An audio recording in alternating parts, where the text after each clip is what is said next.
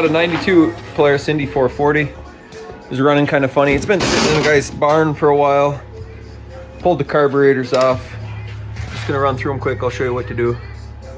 All right, left and right carburetors. Start by taking the bowls off. 4 screws on each one.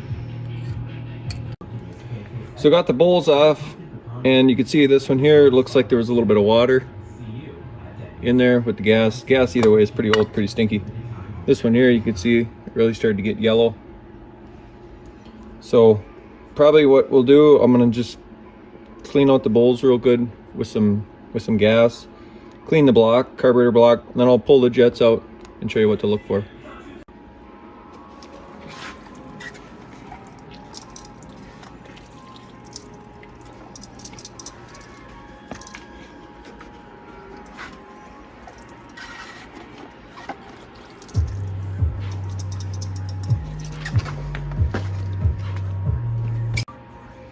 So just some simple things here to look for. This is your choke, and the choke, if you spray some carb cleaner in there,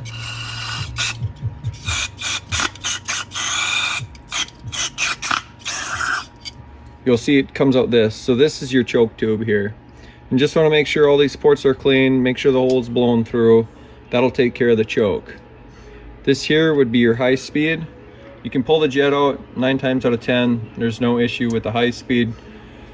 This here is just an atmospheric breather, and you want to make sure that is clear. That blows out these 2 holes. You want to make sure that is clear to keep your bowl float functioning properly.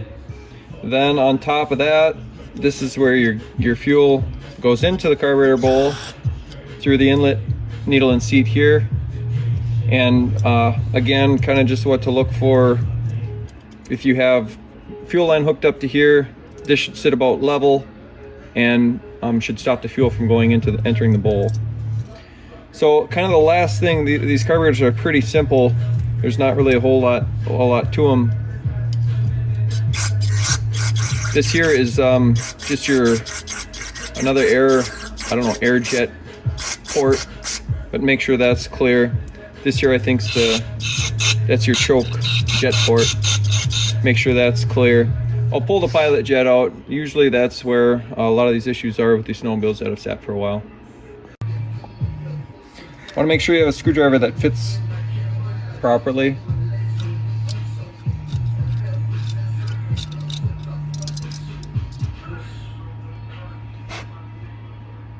Yeah, I'll hold this up to the light and show you. So that's what it looked like pulling it out. It does look like it is kind of clogged. I'll blow it out, stick some wire in there, and then hold it up to the light again. So there you can see it cleared out, right to the right diameter it should be. And we'll go back to the carburetor and blow out those ports. So just blowing through here, you'll see it blow through there. There's actually 2 holes. You want to make sure both those holes are cleared out. Let's see, here and here, 2 holes. Anyway, it's pretty straightforward. Make sure those are blown out with everything clean, all the parts clean. Put it all back together the way you took it apart, and you should be good to go. The next thing will be just making some fine adjustments with your throttle slides. Just another quick mention too, since this is typically where a lot of your grime sits for your choke, you want to make sure this is all cleared out. This hole is not plugged. If this hole is plugged, your choke won't be able to suck up any fuel from the bowl.